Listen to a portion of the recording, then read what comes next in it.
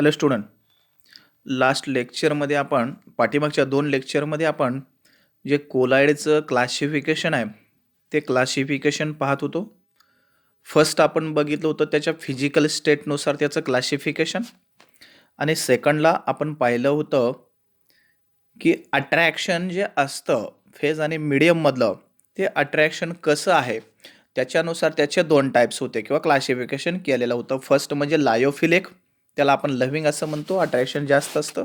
आणि दुसरं होतं ते लायोफोबिक रिफ्लेक्टिंग म्हणतो की ज्याच्यामध्ये आपल्याकडे ॲफिनिटी असा शब्द वापरलेला होता.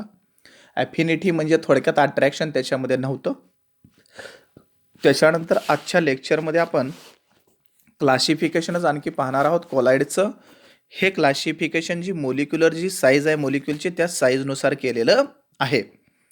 म्हणजे आपल्याकडं 3 प्रकारचं क्लासिफिकेशन या कोलाइडचं आहे. फर्स्ट म्हणजे त्याच्या फिजिकल स्टेटनुसार, दुसरं अट्रॅक्शन बिटवीन फेज आणि मीडियम, आणि तिसरं आहे हे मोलिक्युलर साईजनुसार.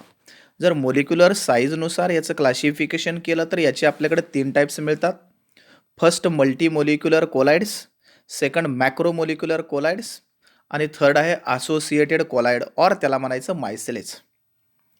आता मॅक्रो याचा अर्थ आणि मल्टी मोलिक्युलर लहान आणि मोठी साईज आहे पार्टिकलची. त्याच्यामध्ये आपण फर्स्ट पाहूया मल्टी मोलिक्युलर कोलाइड्स. आता याच्यामध्ये काय होतं, जे कोलाइड्स पार्टिकल आहेत हे कसे तयार होतात, ॲग्रिगेशन होतं एकत्रित. कुणाचं एकत्रित ॲग्रिगेशन होतं म्हणून सांगितलं, एकत्र फॉर्मड कसे तयार झालं बघा, ॲटम आणि मोलिक्युल्स. बघा काय म्हणतो मी, कोलाइड पार्टिकल फॉर्मड बाय म्हणलं तयार होतात कसे, ॲग्रिगेशन म्हणजे एकत्र मिळून एकत्र येतात. कोण, ॲटम आणि मोलिक्युल्स. आणि हे ॲटम आणि मोलिक्युल एकत्र जे आलेले आहेत हे कुणामुळे एकत्र येतात, हेल्ड टुगेदर बाय, एकत्र जकडून ठेवले जातात वॅन डर वाल्स फोर्सेस. कुणामुळे एकत्र येतात म्हणून सांगितलंय, वॅन डर वाल्स फोर्सेस. म्हणजे कोलायडल पार्टिकल तयार होतो एकत्रित येण्यामुळं. कुणाच्या एकत्रित येण्यामुळं, ॲटम आणि मोलिक्युलच्या. आणि हे ॲटम आणि मोलिक्युल जे एकत्र आलेत यांना एकत्रित बांधून ठेवण्याचं काम हे वॅन डर वाल्स फोर्सेस करतो. येते का लक्षात बघा, हे कुठं घडतं असं, मल्टी मोलिक्युलर कोलाइड्समुळे. आणि सगळ्यात महत्त्वाचं यातली मोलिक्युलची जी साईज आहे ही less than 10⁻³ PM picometre. PM means picometre. येतं का लक्षात बघा, हे ऑब्जेक्टिव्हसाठी येऊ शकतं. मोलिक्युल साईज जर मल्टी मोलिक्युलरमध्ये बघितली तर किती आहे, लेस दॅन 10⁻³ पिकोमीटर. याचं एक्झाम्पल आहे गोल्ड सोल. एक्झाम्पल आहे याचं गोल्ड सोल. लक्षात. पुढचा टाईप आहे आपल्याकडं मॅक्रो मोलिक्युलर कोलाइड्स. मायक्रो म्हणजे लहान, मॅक्रो म्हणजे त्याच्यापेक्षा मोठा.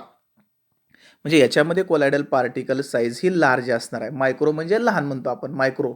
मॅक्रो म्हणजे त्याच्यापेक्षा मोठा. इथं दिलेलंच आहे, colloidal particles are large in size. हे स्मॉलर आहे, किती आहे, लेस दॅन 10⁻³ आहे. ही आपल्याकडं पार्टिकल साईज कशी असते, लार्ज असते. इथं काय आपल्याकडं लेस असते. याचं एक्झाम्पल आहे स्टार्च आणि सेल्युलोज. येतं का लक्षात बघा, याचं एक्झाम्पल आहे स्टार्च आणि सेल्युलोज. वरच्याचं एक्झाम्पल होतं गोल्ड सोल. तिसरा टाईप आहे आपल्याकडं असोसिएटेड कोलाइड्स और मायसेलीज. याला काय म्हणायचं, असोसिएटेड कोलाइड्स किंवा त्यालाच नाव आहे मायसेलीज.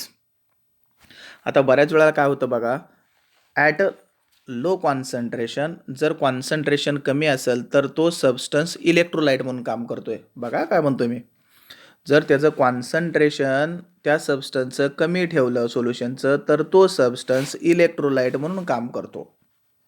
आणि जर कॉन्सन्ट्रेशन हाय केलं तर तो असोसिएट होऊन, त्याच्या असोसिएट म्हणजे एकत्र येऊन कोलायडल सोल्युशन तयार होतं. बघा, सबस्टन्स तोच आहे, फक्त जर त्याचं कॉन्सन्ट्रेशन कमी घेतलं तर तो इलेक्ट्रोलाइट म्हणून काम करतो. आणि जर त्याचंच कॉन्सन्ट्रेशन आपण वाढवलं, हाय केलं, तर ते असोसिएट्स म्हणजे तयार करतो काय, आणि फॉर्म एकत्र येऊन काय तयार करतो, कोलायडल सोल्युशन.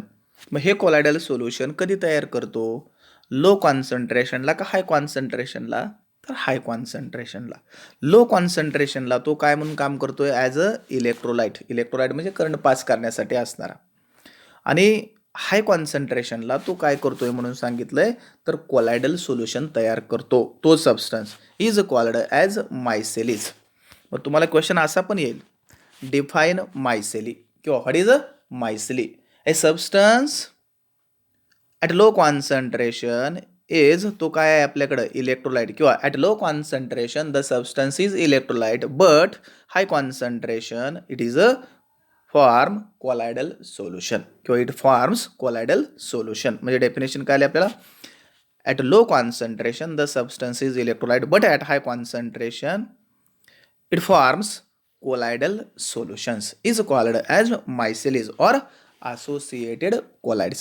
लक्षात म्हणजे असा सबस्टन्स आहे की तो सबस्टन्स जर कॉन्सन्ट्रेशन लो केलं तर तो इलेक्ट्रोलाइट म्हणून काम करतोय आणि जर सबस्टन्स त्याच आपण हे कॉन्सन्ट्रेशन वाढवलं तर तो असोसिएट म्हणजे एकत्र येऊन तो काय तयार करतो कोलायडल सोल्युशन.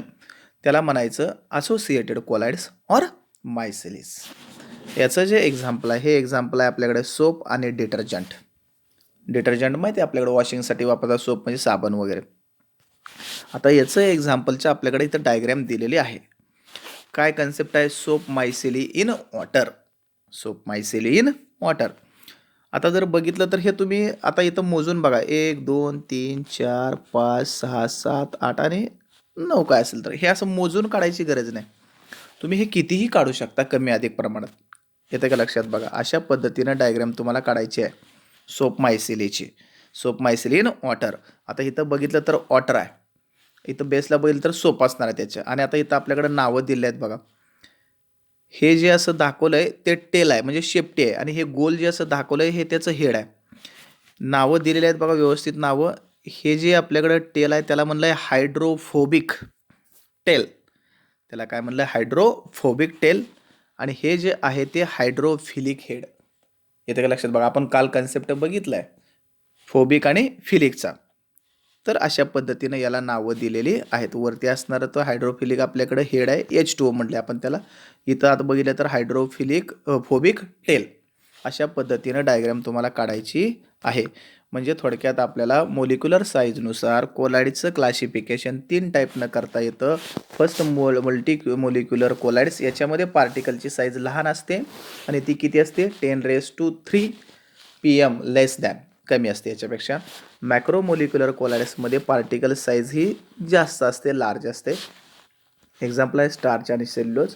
आणि तिसरा टाईप आपल्याकडं असोसिएटेड कोलायर ऑर मायसेली. कुणाला म्हणायचं की असा सबस्टन्स आहे की तो ॲट लो कॉन्सन्ट्रेशनला इलेक्ट्रोलाइट असतो आणि जर आपण हाय कॉन्सन्ट्रेशन केलं तर तो काय तयार करतो कोलायडल सोल्युशन. त्या सबस्टन्सला आपल्याकडं मायसेलीज म्हणायचं आहे.